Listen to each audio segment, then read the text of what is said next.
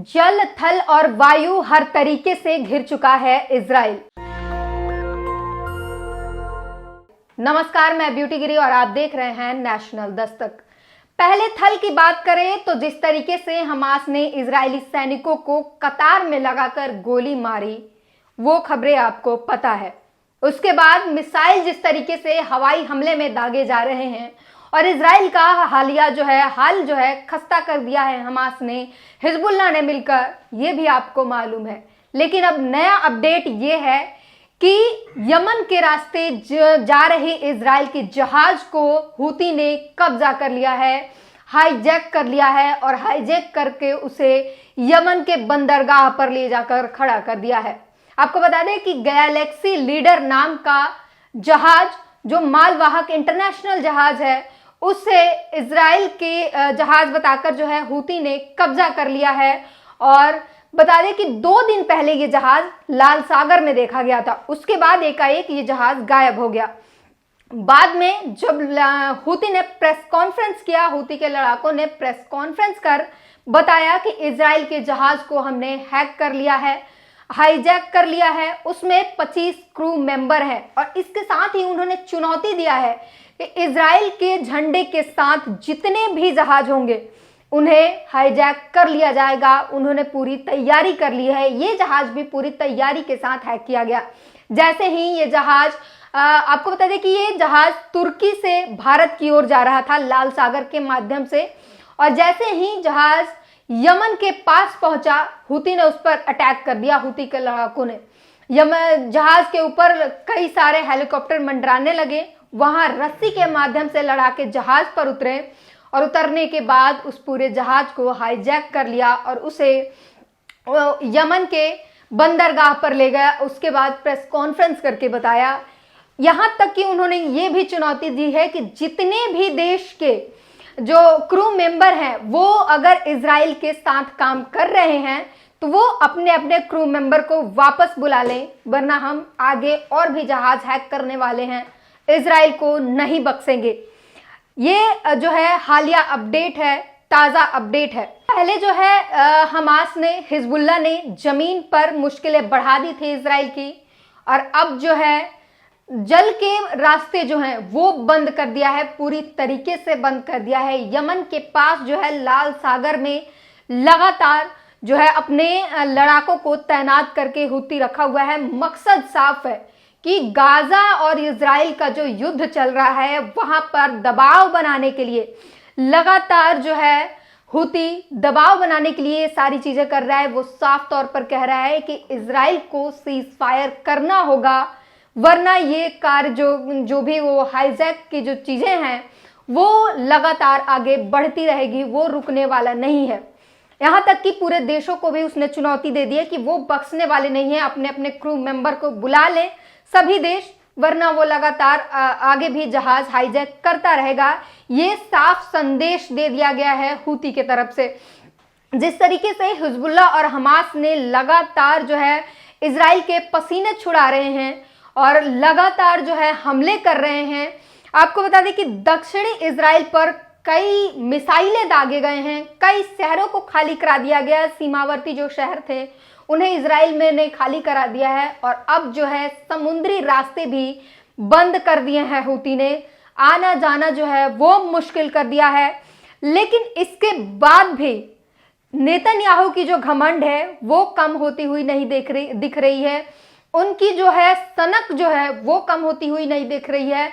उन्होंने बाकायदा एक वीडियो जारी किया है और साफ वो बता रहे हैं कि वो इस बात की पुष्टि कर रहे हैं कि इंटरनेशनल मालवाहक जो जहाज है उसे हूती ने, यमन की हूती ने कब्जा कर लिया है, हाईजैक कर लिया है। लेकिन वो साफ कह रहे हैं कि वो जहाज इजराइल का नहीं है। वो कहते हैं कि इसका मालिकाना हक जो है इजराइल, जिस जहाज को हूती ने हाईजैक किया है, उसका जो मालिक ब्रिटेन की कंपनी है और जापान की कंपनी इसे चला रही है। लेकिन उसमें यहाँ तक कि वो ये दावे कर रहे हैं कि उसमें एक भी इजराइल के क्रू मेंबर नहीं है।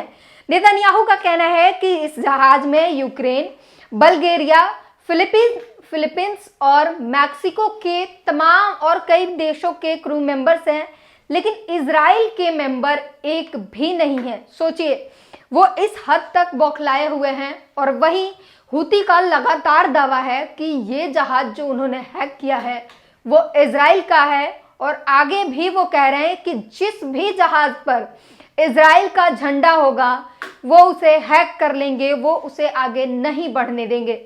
लेकिन लगातार जो है इजराइल के प्रधानमंत्री वो इसे साफ तौर पे साफ शब्दों में इनकार कर रहे हैं, वो मना कर रहे हैं, नकार रहे हैं कि ये जो जहाज है वो इजराइल का नहीं है। और साथ ही इसके वो यमन के आतंकवाद को बता रहे हैं कि ये हूती का ये कदम जो है यमन का आतंकवाद है, तमाम देशों के लिए ये खतरे की घंटी है, तमाम देशों के लिए ये खतरा हो सकता है, ये बताने में वो लगे हुए हैं, यमन को आतंकवाद बताने में लगे हुए हैं। लेकिन वो ये मानने को तैयार नहीं है कि ये जहाज जो है वो इजराइल का है। और हूती लगातार दावा कर रहा है कि ये जहाज इजराइल का है, आगे भी इजराइल के सभी जहाजों पर निशाना बनाया जाएगा। उनकी पूरी तैयारी है, जिस तरीके से पहले जहाज को इन्होंने पूरी तैयारी के साथ हाईजैक किया, आगे आने वाले हर एक जहाज को हाईजैक कर लेंगे। लेकिन जो है इजराइल के प्रधानमंत्री नेतन्याहू की जो है समझ जो है वो अलग लेवल पर है। विशेषज्ञ जो है वो मान रहे हैं कि हाँ ये एक तरीका है हूती का, क्योंकि हमास और हिजबुल्लाह जिस तरीके से हमले कर रहे हैं इजराइल पर, उसके बाद हूती ने एक नया तरीका अपनाया है, हर तरफ से घेर देने की जो है ये और मुसीबत में डाल देने की जो है ये चाल है, जाल है। और ये एक बड़ा इम्पैक्ट पड़ सकता है इससे कि नेतन्याहू सीज फायर करने के लिए मजबूर हो जाएं, इसके लिए यह कदम उठाया गया है। लेकिन नेतन्याहू इस चीज को मानने के लिए ही तैयार नहीं है। आपको बता दें कि मकसद जो है वो साफ है। जिस तरीके से हिजबुल्लाह और हमास लगातार हमले कर रहा है इजराइल पर, और इजराइल के पसीने छूटे हुए हैं, इजराइल की जो है हमास हमले कर रहा है, रॉकेट दाग रहा है, हवाई हमले में जो है इजराइल हारता हुआ नजर आ रहा है, उसके तेल ईंधन जो है खत्म होते जा रहे हैं, हालिया जो है आर्थिक रूप से वो कमजोर होता हुआ जा रहा है, ये हमने आपको पिछले वीडियो में बताया था। वहीं जो है अब जमीनी स्तर पर जो लड़ाई है वो उसमें भी हमास भारी पड़ रहा है, हमास जो है वो जीतता हुआ नजर आ रहा है। लेकिन अभी तक जो है नेतन्याहू को अक्ल नहीं आई है, बुद्धि नहीं आई है, और वहाँ के जो लोग हैं वो बिल्कुल अपना सब कुछ खो चुके हैं, और वो लगातार लाइन में लगकर हमास में भर्ती होना चाहते हैं और लड़ना चाहते हैं, क्योंकि उनके पास दूसरा कोई मकसद नहीं है। और दुनिया भी इसे आज़ादी की लड़ाई मान रही है, वो अपने हक अधिकार की लड़ाई लड़ रहे हैं, ये पूरी दुनिया मान चुकी है।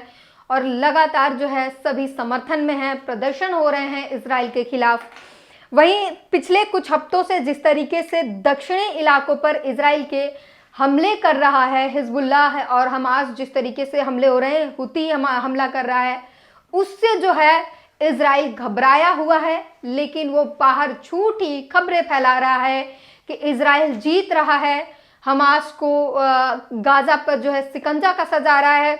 वहीं आपको बता दें कि जो अभी अल-शिफा अस्पताल की जो तस्वीरें आ रही हैं, वहां पर जिस तरीके से दावे हो रहे हैं, बताया जा रहा है कि उसके नीचे सुरंग है, उसके नीचे से जो है अपना हमास ने अपना अड्डा बना रखा है, और वहां तक पहले सैनिक भेजे गए थे, अब जो है टैंक वहां पर पहुंच रहे हैं। सोचिए किस तरीके से जो है ये अमानवीय घटना है, जहां पर अस्पतालों में लाखों लोग अपने जीवन और मृत्यु के बीच जूझ रहे हैं, तमाम जो है चीज़ों के लिए वो मर रहे हैं। वहाँ पर शरणार्थी कितनी बड़ी संख्या में है, वहाँ पर जो है इजराइल लगातार कार्रवाई कर रहा है और छानबीन कर रहा है। सोचिए अगर किसी और देश में ऐसा हुआ होता तो क्या कुछ हुआ होता। लेकिन गाजा पट्टी में ये सब कुछ चल रहा है, और अभी का जो हालिया अपडेट है वो 13,000 से ज़्यादा लोग जो हैं फिलिस्तीनी मारे जा चुके हैं। और ये नेतन्याहू ने भी कबूला है कि फिलिस्तीनी आम नागरिक फिलिस्तीन में मारे जा रहे हैं। 13,000 से ज़्यादा लोग मारे जा चुके हैं, जिसमें से 70% महिलाएं और बच्चे हैं। लेकिन बावजूद इसके वो सीज फायर करने को तैयार नहीं है, और कह रहे हैं कि जो लोग मारे गए हैं, जो आम नागरिक मारे गए हैं उसके जिम्मेदार सिर्फ और सिर्फ जो है वो हमास है। ये इस तरीके की जो है बौखलाहट है नेतन्याहू की।